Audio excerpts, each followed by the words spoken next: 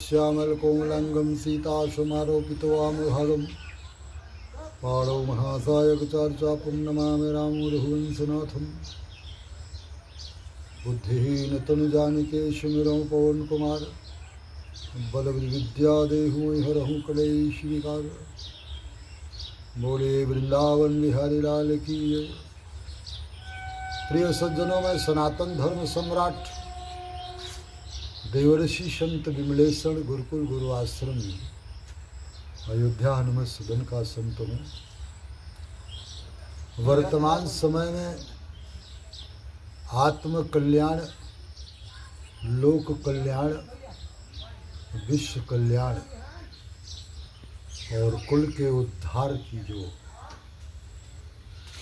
परंपरा, मर्यादा और नीति है, एक पावन पर्व चल रहा है।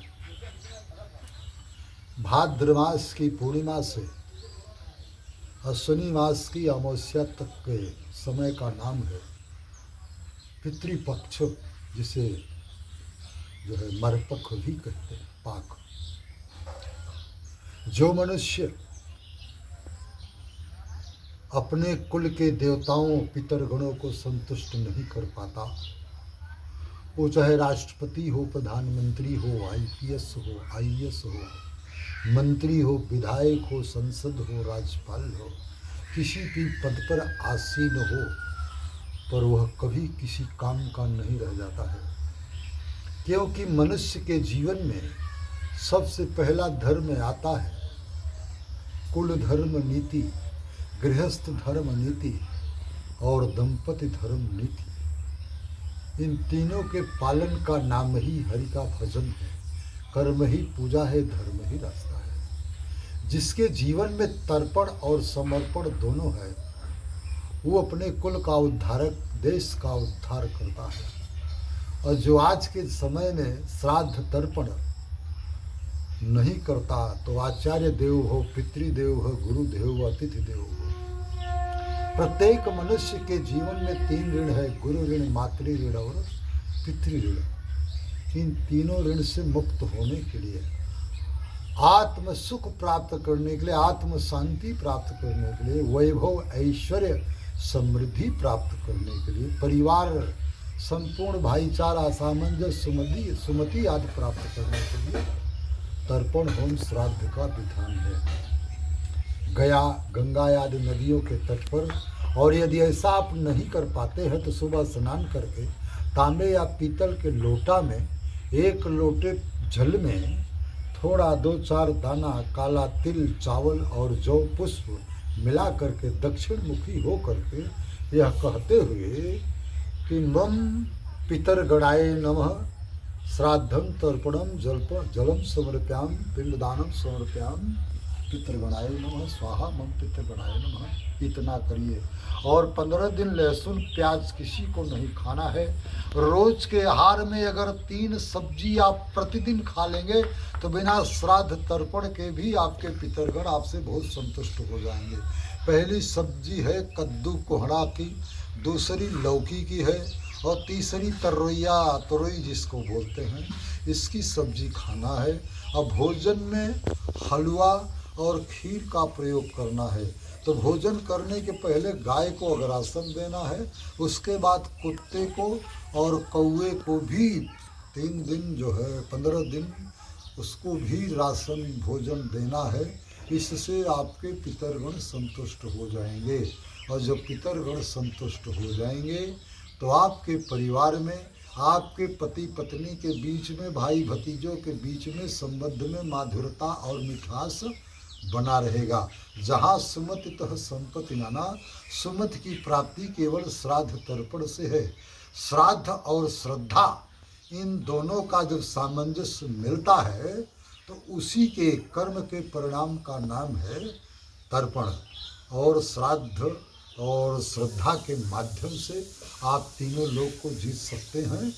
बाली जब गया था जो है सुग्रीव के साथ में मंदोदरी के भाई मैं सुत मायावी तेव नाऊ आवा सो प्रभु मरे गाँव अर्धरात्रिपुरी द्वार पुकारा बाली श्री बल सह न पारा धावा बाली तुरंत सो भागा मैं पुण्य गयो बंधु संग लागा गिरवर गुहा पैठ सो जाई पुण्य बाली मोहि कहा बुझाई परखे मोह एक पखवारा।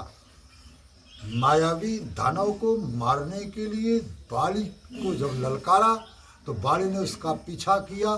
तो मायावी जानता था कि बाली से आकाश पाताल आकाश और पृथ्वी के लोक के बीच में जो उससे युद्ध करेगा आधा बल उसको मिल जाएगा, पर किसी कमरे में किसी हाल में किसी गुफा कंदरा में जो बाली से युद्ध करेगा उसे जीत लेगा।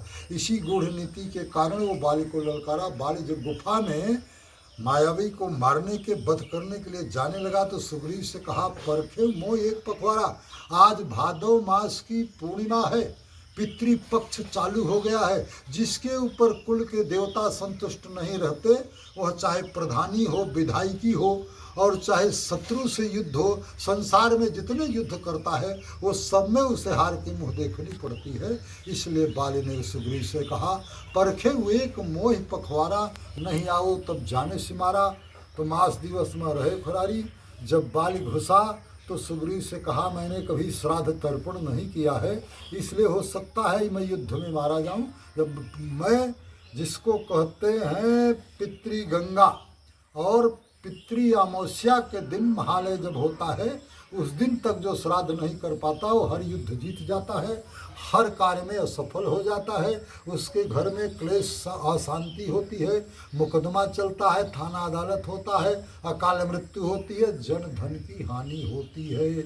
इसलिए कुल के देवता को जो संतुष्ट नहीं कर पाता वो चारों धाम 40 बार जाए, दुनिया बड़ी बावरी पाथर पूजन जाए और घर की चकिया ना पूजे जेकर पीसा खाए। चाहे जितना तीर्थ किया हो, चाहे जितनी बड़ी बड़ी यज्ञ कराया हो, चाहे जितने बड़े बड़े वो मंदिर और देवालय मस्जिद धर्मशाला बनाया हो, पर श्राद्ध तर्पण नहीं किया है तो उसका कभी कुल का आत्म कल्याण होने वाला नहीं है। इसलिए तर्पण होम करई विधि नाना विप्रजवाय दे बहुदाना।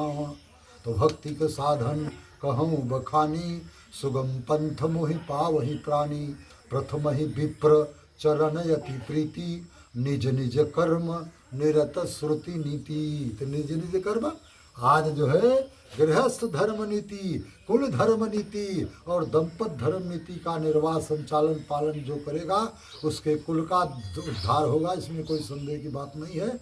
इसलिए तर्पण होम श्राद्ध पिंडदान करना जरूरी है। अगर ये नहीं कर पाते तो जो मैंने बताया पीतल तांबे के लोटे में पर डे आपको खीर और हलवा तर्रोई और लौकी और कोहड़ा की सब्जी खाओगे तो भी पितरों का उद्धार हो जाएगा। इन्हीं चंद शब्दों के साथ वाणी को विराम है। बोले श्यापति रामचंद्र की जय, उमापति महादेव की जय, पवन सुत हनुमान की जय, बोले कुल के देवताओं की जय। ओम हर हर महादेव। ओम शांति शांति शांति।